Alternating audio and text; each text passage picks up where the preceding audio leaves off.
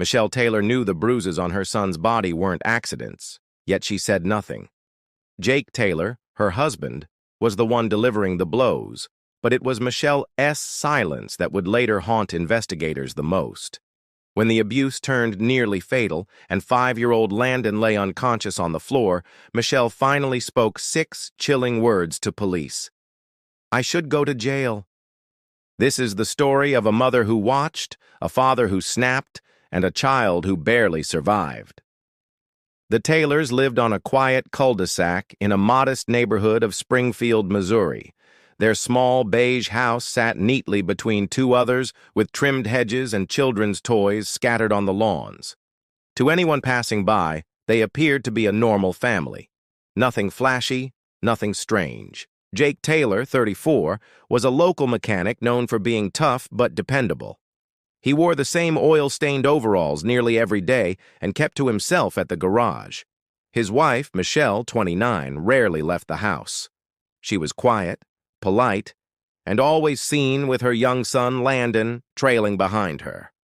At 5 years old, Landon was a bright-eyed boy with a mop of dark brown hair and a shy smile. Teachers described him as gentle, a bit withdrawn, but sweet. Nothing about the family stood out enough to raise alarm, at least not at first. For years, Michelle had learned how to keep things looking normal. She knew how to smile at the right time, say the right words, and answer questions without inviting more. She learned that silence was safer. Jake's temper, once something she mistook for passion when they first met, had grown into something darker over the years. It started with slammed doors and harsh words. Then came the broken dishes, the holes in walls, and eventually the bruises she covered with long sleeves. After Landon was born, Michelle hoped the violence would stop. It didn't. Instead, it shifted. Jake became possessive, controlling. He decided when Landon could eat, what he could wear, and how he should speak. Any sign of disobedience, no matter how small, sparked anger. The first time Michelle saw Jake hit Landon, her heart stopped. It was a slap across the face for knocking over a cup of milk. Landon cried, confused more than hurt. Michelle froze. Jake looked at her as if daring her to react. She said nothing. That moment set a precedent. Over time, the abuse became more frequent. It wasn't always physical. Jake would scream at Landon for minutes on end, call him names, force him to stand in the corner for hours. Michelle began to believe she had no power. Jake controlled everything: finances, phone calls, even grocery trips. She couldn't leave, or so she told herself. Outside the home, Michelle maintained the illusion. She showed up for school events, baked cookies for fundraisers, and made small talk with neighbors. No one asked about the bruises. When Landon missed school or seemed unusually quiet, the excuse was always the same. He wasn't feeling well, or he had fallen while playing. She had mastered the art of lying with a calm voice. But inside, guilt was eating her alive. Every night, she tucked Landon into bed, whispered promises she couldn't keep, and stared at the ceiling, wondering how much longer this could go on. She didn't realize that her silence, her stillness, was becoming part of the damage. She didn't know yet that one day, everything would break, and she would be forced to choose between fear and responsibility. The days blurred into a rhythm of fear and careful appearances. Landon's absences from kindergarten grew more frequent. When he did go, he seemed smaller, like the light inside him had dimmed. One morning, his teacher noticed a pale crescent bruise near his temple and asked gently if he was okay. Landon's answer was a quiet shrug. Michelle met the call from the school with a practiced calm, saying he had tripped over the dog's leash while running in the yard. The teacher accepted it, but kept a note, a small line in a folder that would slowly fill. Then came the day Landon showed up with a dark, angry mark on his arm and a limp that made his small steps uneven. The school nurse took a photo, wrote in her report, and phoned Michelle. Michelle's voice was soft, apologetic, explaining the same story. A fall while playing, nothing serious. The nurse asked a few more questions, more gently this time, and mentioned making a routine notification. It was required by procedure, she said. Michelle agreed, the way someone agrees when the shape of their life is already set in stone, too afraid to push, too exhausted to resist. The notification reached the Child Protection Hotline. A social worker came to the house 2 days later, clipboard in hand, eyes scanning the living room, the kitchen, the silence. Michelle watched the woman from the hallway, pretending to fold laundry while her hands trembled inside the basket. Landon sat on the couch, hugging a stuffed bear, expression blank. The social worker asked questions about discipline, routine, and injuries. Michelle recited answers she had rehearsed in her head 100 times. Jake was there in the background, watching with a quiet, unreadable stare. The social worker left with a polite warning and a promise to follow up later. The follow-up never came. The case was closed for lack of clear evidence. Michelle felt relief. It was shallow and shaky, like a breath held too long, but she accepted it as proof that she was still invisible, still protected by silence. Jake seemed to sense the cracks in the wall around them. He became colder, sharper. Punishments shifted from swift blows to long stretches of emotional control. Landon wasn't allowed to speak unless spoken to. Meals were withheld for minor mistakes, and any show of affection from Michelle was met with a glare that froze her bones. Landon stopped drawing the bright suns he once loved. He stopped singing along to the cartoons. He started shrinking into himself, disappearing into a quiet that made the air heavy. Michelle began to lose her grip on the version of herself that had once believed she could change things. She started keeping a small camera hidden in the corner of her bedroom. At night, when the house was quiet except for the low hum of the refrigerator and the occasional creak of settling wood, she would sit in the dark and speak into that lens. She described what had happened that day, the things she didn't tell anyone. She said the word sorry over and over, not to anyone in particular, as if the camera could carry it into the world and someone would hear and act. The recordings were shaky, her voice cracking, but she kept making them. In one, she admitted she had watched Jake hurt Landon and had done nothing. In another, she whispered that she was afraid of what would happen if she tried to leave. The camera held her confessions like a witness she couldn't bring herself to face. Each recording made her feel a little less invisible and a little more trapped, as if the truth, once spoken aloud, had nowhere to go but inward, swelling and waiting. It was a humid June evening when everything finally unraveled. The sky hung low with heavy gray clouds, and thunder rolled in the distance. In the Taylor house, the atmosphere was more volatile than the weather. Landon had spilled a glass of water on the carpet.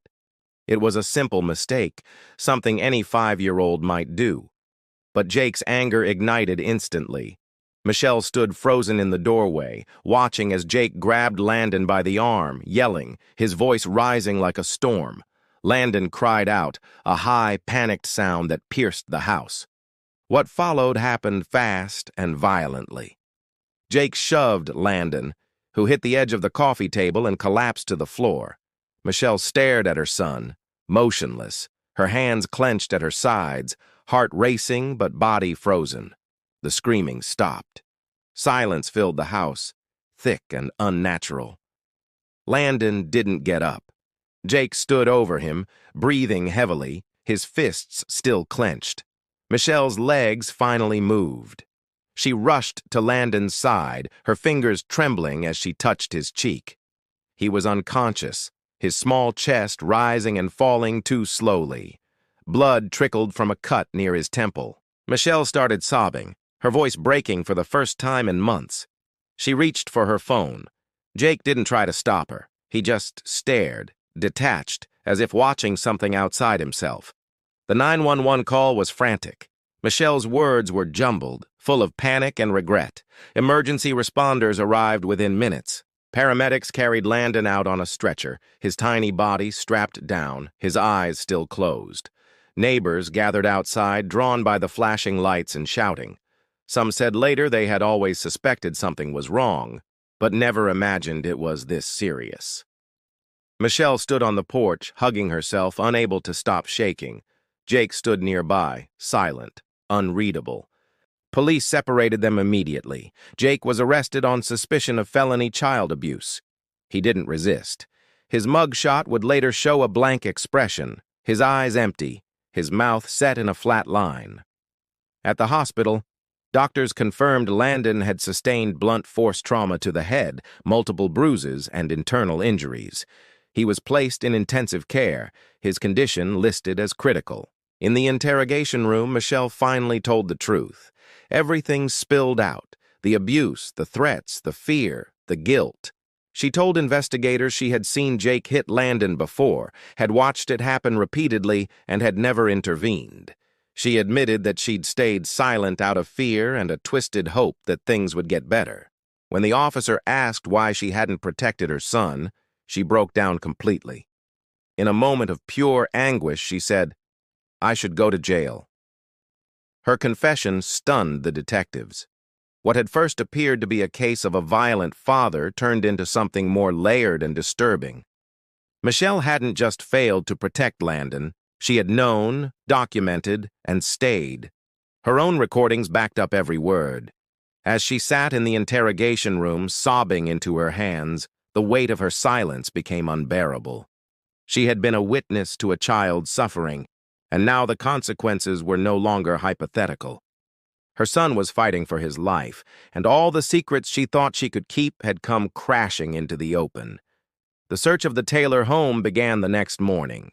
Investigators moved through each room with methodical precision, documenting everything. In Landon's small bedroom, toys were scattered across the floor, some broken, some untouched. A child's drawing was taped to the wall, a stick figure family under a bright sun, but the figure of the father had been scribbled out. In Michelle and Jake's room, detectives found a small black camera hidden inside a drawer under a pile of clothes. On its memory card were dozens of video files. What they uncovered shifted the tone of the entire investigation. The videos showed Michelle alone, sitting in dim light, sometimes in pajamas, sometimes visibly crying. In some, her eyes were swollen, her voice shaking. Each recording was a confession. In one, she spoke about Jake yelling at Landon for crying during dinner and dragging him to his room. In another, she described hiding in the bathroom while Jake disciplined their son in the living room. The details were graphic and deeply disturbing, but more than anything, they revealed Michelle's state of mind. She didn't seem cold or calculating. She seemed broken. Her guilt was undeniable, her fear equally so.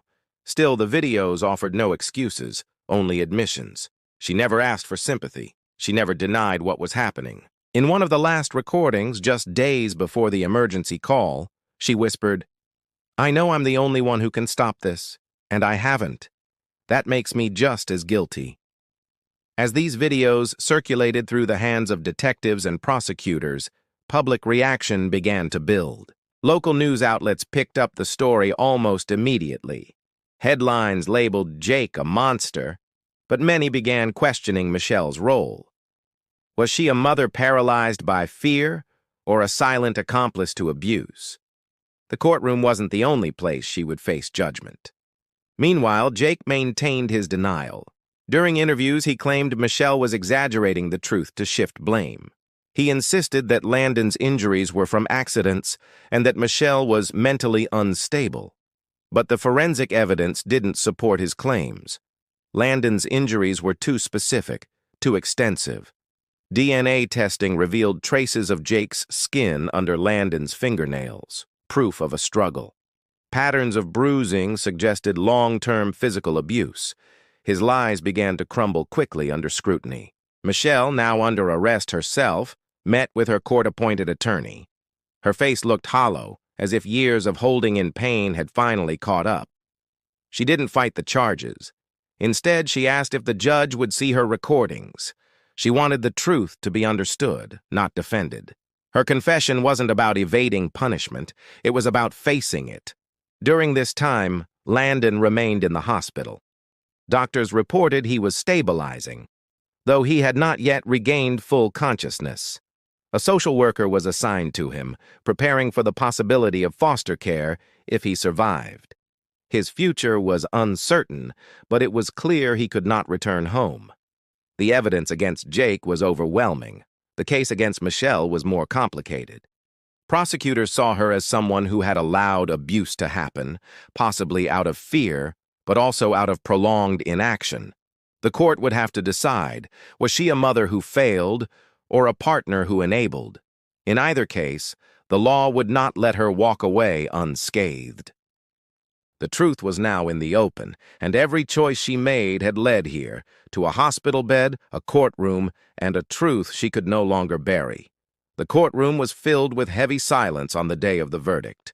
Reporters lined the back wall, their cameras poised but silent out of respect for the severity of the case.